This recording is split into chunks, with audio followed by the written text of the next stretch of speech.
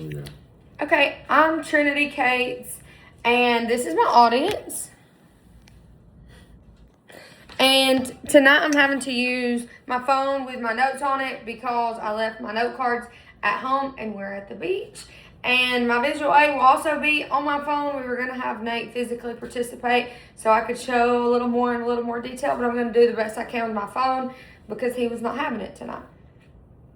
So these improvements would allow more individuals and their families to travel, shop, attend sporting events, dine out, and participate in community-based activities. Increased accessibility means more customers, improved public image, and greater compliance with the future accessible standards.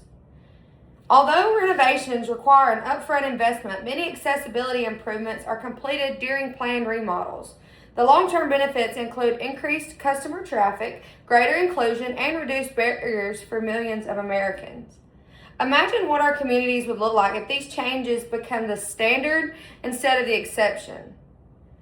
Imagine walking into a public restroom knowing there's enough space for your power wheelchair to turn around, an adult changing table available if needed, automatic doors that open with the push of a button, and sinks that everyone can reach. These improvements would allow people with disabilities to participate in everyday activities in greater independence and dignity. Parents could enjoy a day at the zoo without worrying where to change their child. Caregivers could attend a football game, concert, or community events without fearing an embarrassing or unsafe situation. Individuals using wheelchairs would no longer have to struggle just to enter or exit a restroom. And I'll tell you from my personal experience, it's very challenging to have to change a child or an adult or whoever that you may have to on your lap. Again, I'm only 5 foot tall. Nate comes up to about right here on me.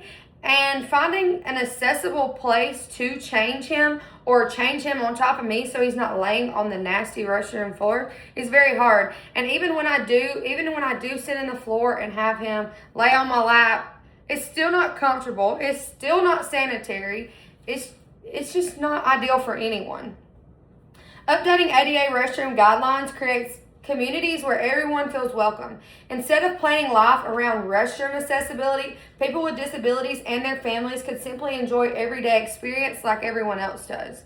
A lot of times our family, when we go out to eat, or again, we go to a college football stadium or a Talladega racetrack stadium, even to the park, those are things that we have to think of before we can even plan our trip. There's 5 of my kids total, and having to include the highest extent of accessibility to the lowest extent of accessibility and making sure everybody has an enjoyable time is very challenging. Making this vision a reality starts with each one of us taking a simple but meaningful action. Support organizations advocating for stronger accessibility standards. Encourage local businesses and schools to exceed the minimum ADA requirements. And contact lawmakers to support updating accessibility protocols. Write or call your state and federal representatives. That's what they're there for, right?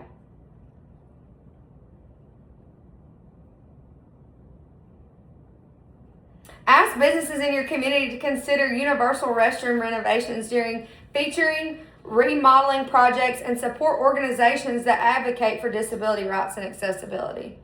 Visit the ADA National Network at adata.org. Learn more from the United Spinal Association at unitedspinal.org and support Changing Places initiatives at changingplaces.com. As you leave today, remember our slogan: accessibility means independence.